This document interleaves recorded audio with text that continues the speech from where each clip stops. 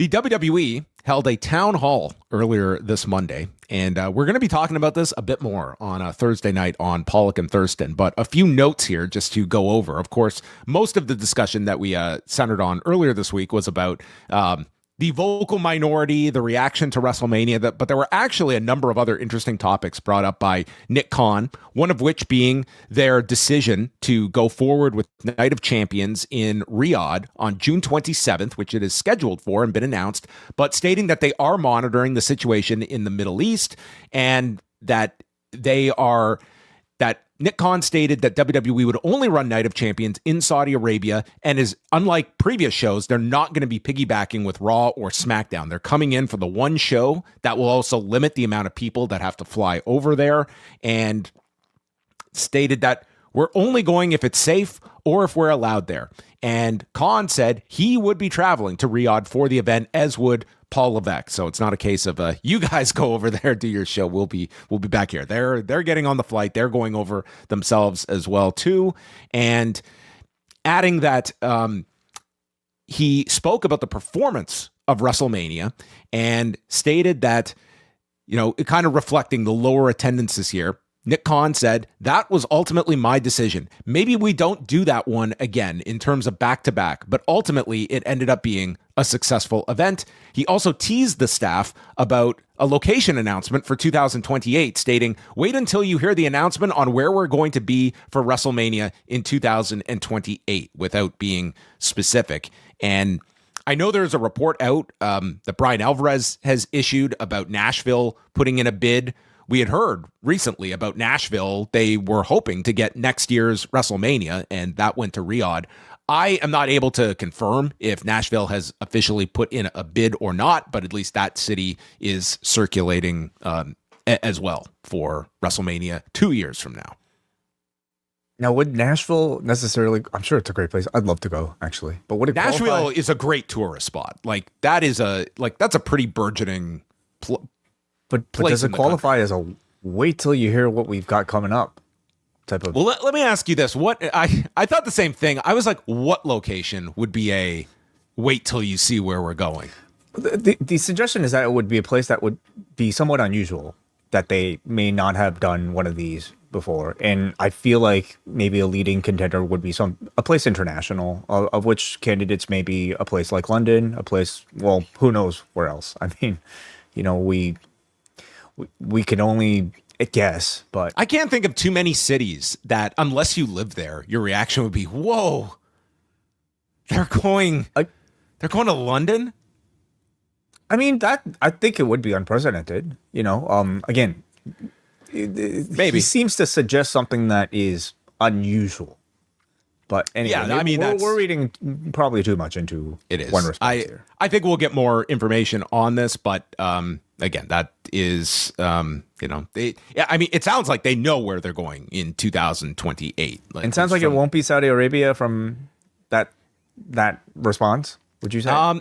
Well, that's the interesting thing, is that, again, if Saudi Arabia deems this as a big success, and I understand they are pulling back, especially when it comes to live golf, but I feel combat sports is not going to be an area that they're going to necessarily be, especially with the connection they have with TKO, that if this WrestleMania goes really well and they want another one, there's no other place in the world that's going to offer them in excess of $65 to $100 million for an event. Nobody is going to come near that. And if they want it, they could get it, but will they want it? To the point where you think they'd be willing to break whatever deals they currently have in place for the 2028 city?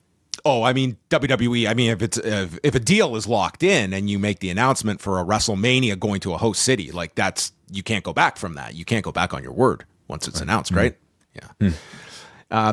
Beyond that, I guess, of course, the topic that everyone was circulating around. This was reported months ago in the Observer, the utilization of AI. And boy, wait, I know you have more of an aversion to this than maybe I have.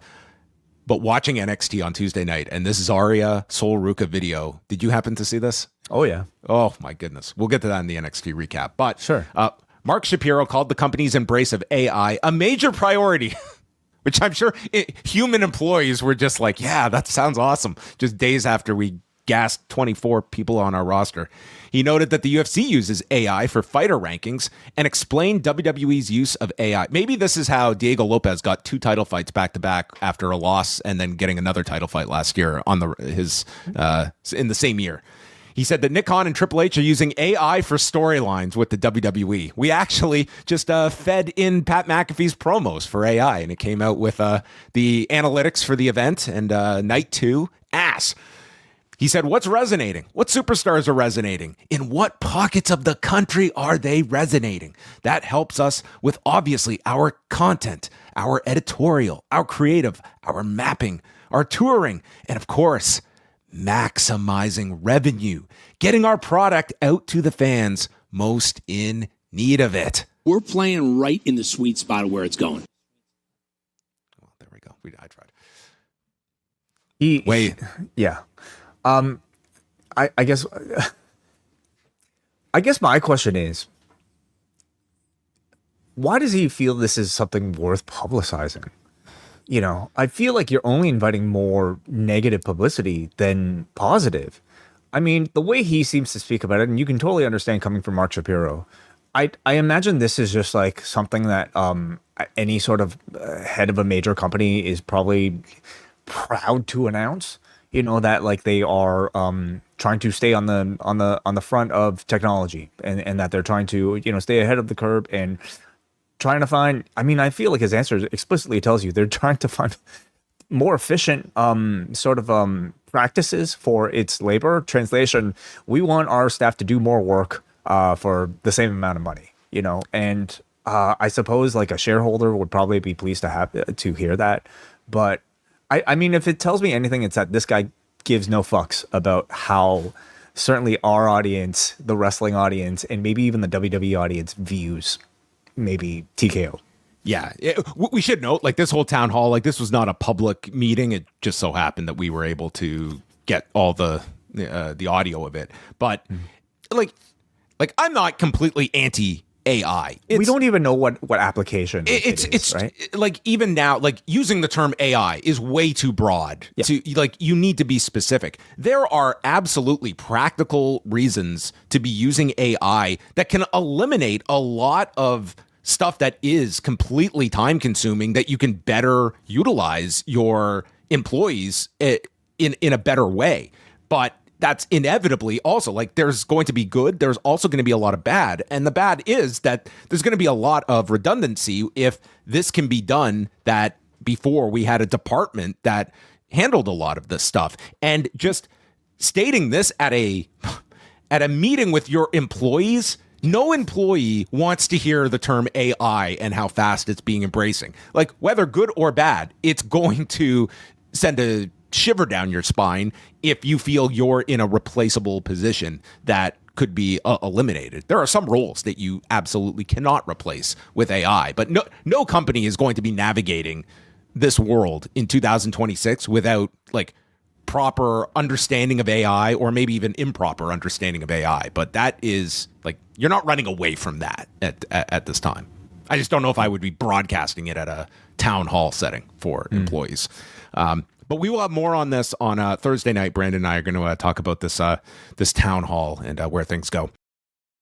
If the Post Wrestling Cafe were to undergo a drug test in the month of May, we would be testing positive because we are overloaded with content. We are going to be reviewing Hulk Hogan, Real American, all 4 episodes this month. Plus, we will go inside the Manosphere with a review of the latest Louis Theroux documentary. We will also have coverage of the Ronda Rousey-Gina Carano fight, also taking place on Netflix. Rewind Away tackles WCW Super Brawl 2, and we cover NXT TakeOver Brooklyn from 2015. All that, plus all of the XL editions on a weekly basis, Collision Course, Daredevil Born Again, and so much more. It can all be yours at postwrestlingcafe.com. $8 gets you in the door.